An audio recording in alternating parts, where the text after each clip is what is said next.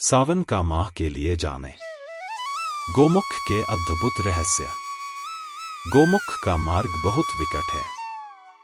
सड़क तो क्या कोई पगडंडी भी नहीं है। ऊबड़ खाबड़ पड़े हुए पत्थरों पर चलना पड़ता है।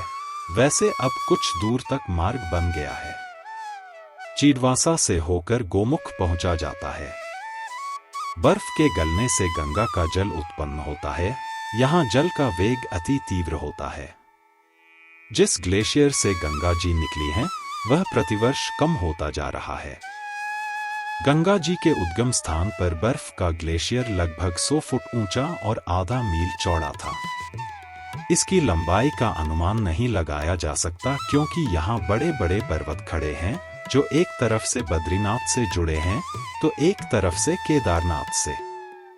यहाँ से बद्रीनाथ 12 मील के लगभग है, जो केदारनाथ की अपेक्षा ज्यादा निकट है।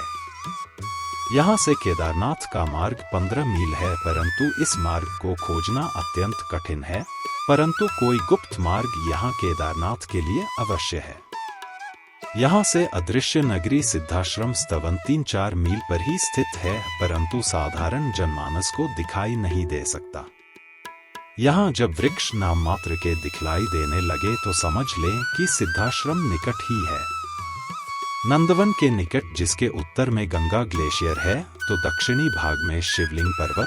इसकी ऊंचाई 21,000 फीट है। इसके नीचे एक नदी है जो केदारनाथ से आती है। सिद्धाश्रम की ऊंचाई लगभग 13,000 फीट तथा गोमुख की ऊंचाई 12,900 फीट है।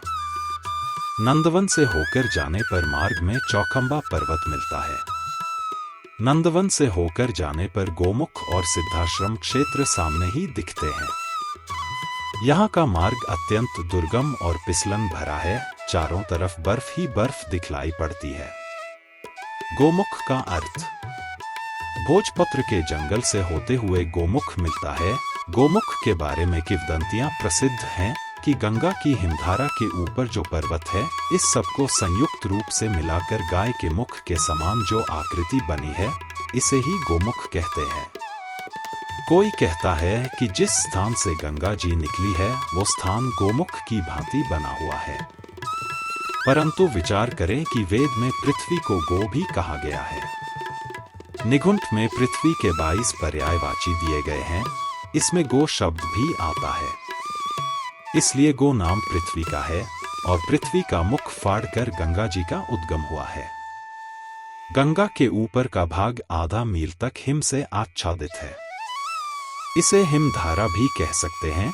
परंतु गंगा का वास्तविक उद्भव स्थान अज्ञात है। जहां कहीं भी गंगा जी का उद्गम हुआ होगा, वह स्थान अदृश्य है, प्रत्यक्ष नहीं। गंगा ग्लेशियर के एक तरफ केदारनाथ, दूसरी तरफ बद्रीनाथ है। इतना बड़ा ग्लेशियर पर कहीं भी किसी भी नदी के ऊपर नहीं है। बद्रीनाथ की ओर से अलकनंदा और ऋषिगंगा नदी निकलती है। ऋषिगंगा नदी की एक धारा कुछ दूर जाकर अदृश्य हो जाती है। कहा जाता है कि ये नदी सिद्धाश्रम होते हुए कैलाश क्षेत्र की तरफ निकल जाती है। गंगोत्री में केदार गंगा और रुद्र गंगा का संगम है। पकौड़ी गंगा भी 1 मील बाद गंगा से मिलती है। यहाँ से आधे मील की दूरी पर लक्ष्मी वन है, जिसे गंगा जी का बागीचा भी कहते हैं। गंगोत्री मंदिर के पास भगीरथ शिला है। यहाँ पर महाराज भगीरथ ने तपस्या की थी। गौरी कुंड का दृश्य अत्यंत दर्शनीय है। यहाँ से बहुत ऊंचाई से गंगा जी कुंड में गिरती है। यहाँ भगवान शंकर का वरण करने के लिए पार्वती जी ने घोर तपस्या की थी। यह स्थान अत्यंत शांत, रमणीय और आध्यात्मिक है। गोमुख जलवायु परिवर्तन के कारण लगातार अपनी जगह पीछे की ओर जा रहा है। वो अब तक 18 किलोमीटर पीछे जा चुका है। गंगा गौमुख रूपी ग्लेशियर से निकलती है। इस स्थान पर इन्हें भगीरथी भी कहा जाता है। यहाँ से निकलकर गंगा जब अलकनंदा से मिलती हैं, तो वह गंगा कहलाती है। उत्तराखंड के उत्तरकाशी जिले में हिमालय के शिखरों से निकलने वाली गंगा की उद्गम स्थल गोमुख से गंगोत्री की दूरी लगभग 18 किलोमीटर है।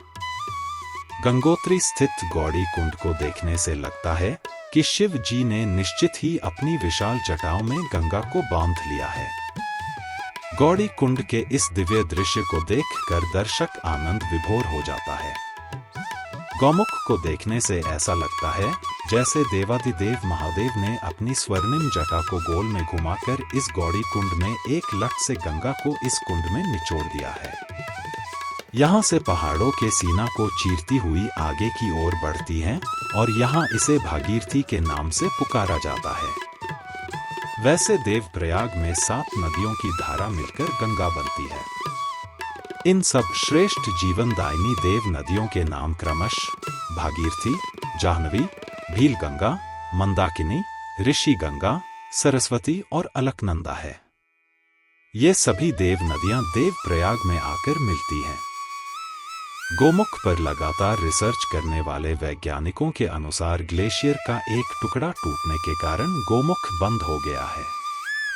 वैज्ञानिकों के अनुसार ऐसा भी नहीं है कि गोमुख के बंद हो जाने से गंगा में पानी का प्रवाह बंद हो गया हो। गोमुख का क्षेत्रफल 28 किलोमीटर में फैला हुआ है। ये समुद्रतल से 3415 मीटर की ऊंचाई पर स्थित है। इसमें गंगोत्री के अलावा नंदनवन, सतरंगी और बामक जैसे कई छोटे छोटे ग्लेशियर स्थित हैं। अब गंगा की मुख्य धारा नंदनवन वाले ग्लेशियर से निकल रही है। गोमुख का बंद होना सबको चकित कर रहा है और गंगोत्री पर शोध करने वाले वैज्ञानिक इसकी पड़ताल करने में जुटे हैं। वैज्ञानिकों ने पाया है कि गोमुख से निकलने वाली नदी की धारा की दिशा बदल रही है। गोमुख एक ग्लेशियर है और पहले इससे सीधे सीधे भागीरथी निकलती थी, लेकिन अब इसके बाएं तरफ से निकल रही है। गोमुख में एक झील बन गई है, जिसके कारण ये परिवर्तन आया है। इस झील के कारण गंगा लगातार बदली हुई दिशा में बह रही है और इसका अंतिम परिणाम गोमुख के नष्ट होने के रूप में हो सकता है।